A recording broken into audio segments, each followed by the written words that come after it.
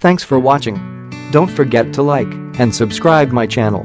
The newest addition to the Oklahoma City Thunder, forward Carmelo Anthony, is still intrigued as of why a July trade that would send him from the New York Knicks to the Houston Rockets didn't fall through. I think it was within the last week and a half before training camp, a deal was done with Houston early, Anthony said during an interview with SiriusXM NBA Radio via Frank Isola of the New York Daily News, transcribed by Robbie Calland of Uproxx. Then for some reason, whatever happened behind the scenes, it didn't go through. It didn't fall through. Then we really had to pay attention and think about other options. The Knicks and the Rockets had plenty of talks during the summer, with several stops and starts to the conversation, still unable to pull off a deal without a third partner to provide the young assets that New York sought in exchange.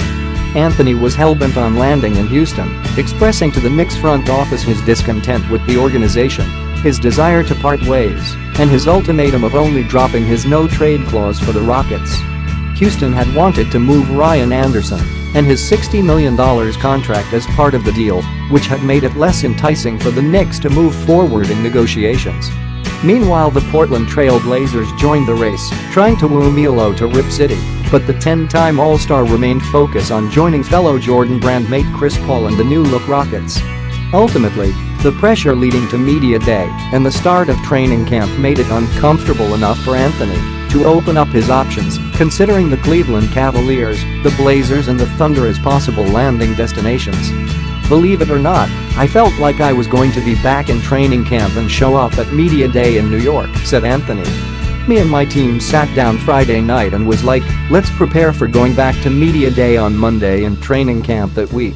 Then we got the call and they said, would you open it up to OKC? And I was like, yeah. At this point, yeah. I don't think it would have been beneficial for me to come back to Media Day after everything that had gone on in the offseason. For me to have to deal with that, it would have been unfair for the organization, the Knicks, to deal with that.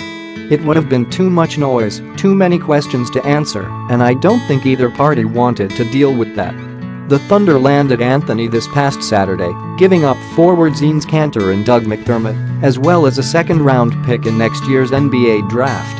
Oklahoma City boasts a formidable three-headed monster now with reigning MVP Russell Westbrook, Paul George, and Anthony, who is slated to play the power forward position coming into this new